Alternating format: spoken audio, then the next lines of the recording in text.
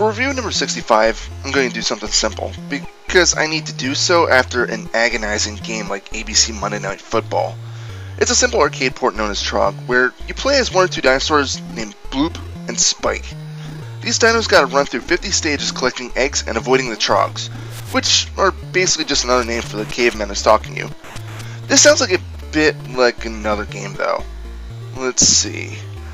Running around a stage built around a square.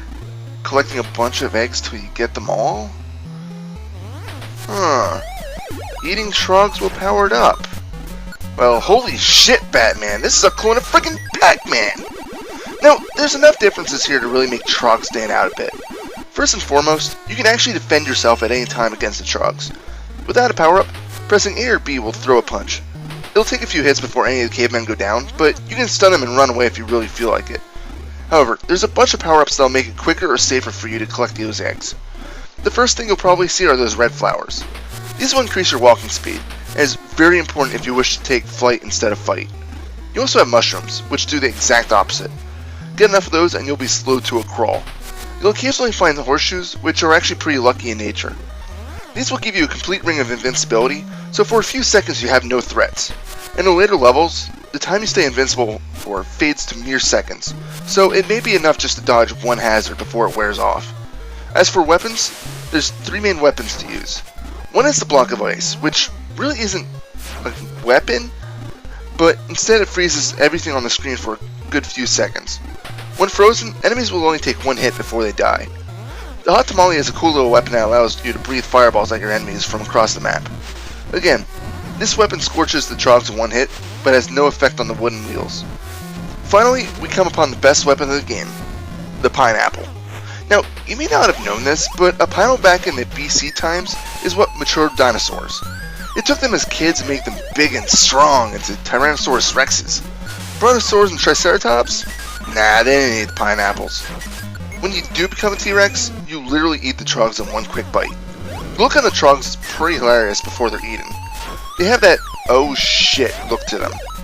As the T-Rex, you're also able to stamp out fires and hop over pits, so this is the opportune time to collect eggs that may have been extremely hazardous to you before.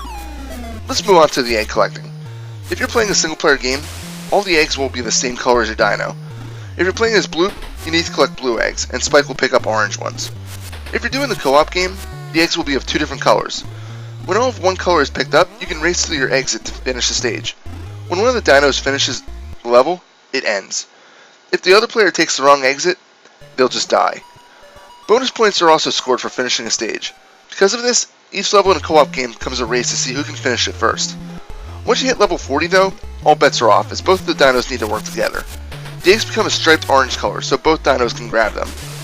Because it is an arcade port, score plays a huge factor.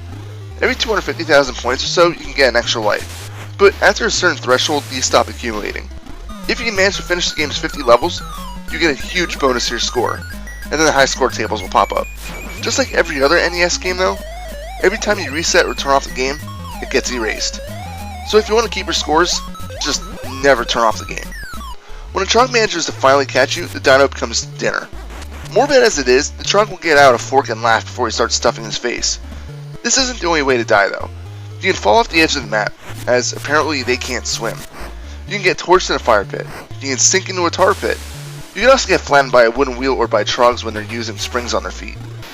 Although the graphics and sound aren't completely awful, it's too repetitive. The music is pretty much the same thing over and over, with only a few stages taking on something different. It's not the worst music I've ever heard, but it's definitely not the best. The graphics are in the same boat, as each stage, although it may be laid out a bit differently, all looks similar. The anthem will repeat at least one time as well. The only redeeming factor is that after the bonus stages, you get what I guess to be considered a cutscene showing a Trog thinking up a new way to defeat the dinos, but even these will repeat later on in the game. I have mentioned bonus stages, and they occur about every 7 levels or so. There's 3 kinds. The first turns you into a T-Rex to see how many Trogs you can eat in 30 seconds. The second is a run around the perimeter of an island to see who can grab the most gems. The last one gives you an infinite hot tamale to see how many Trogs you can burn to death. Out of all of these, I found the T-Rex one to be my favorite, as I just find it fun to walk up to a Trog and watch him crap his pants.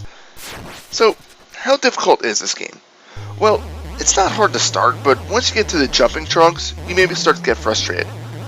The bastards seem to have a large radius of smashing you, whereas you have to be really lucky in order to punch one out of the way before it reduces you to roadkill. Other than these though, the game really isn't too hard. There's a difficulty selection in the beginning of the game, but it's a bit misleading, as it only jumps you ahead a few stages. If you want to finish the game, keep a lookout for warp zones too. In addition to giving you 300,000 points, you get sprung ahead 3 stages. They may seem random, but I've read that to activate them, you need to see which egg shimmers in the beginning of the level and collect that egg last without dying. When you do so, the warp will appear.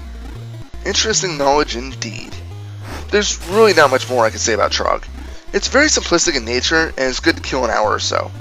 If you have competitive friends, this is a perfect way to test them to see how well they react under pressure of getting chased by maniacal cavemen.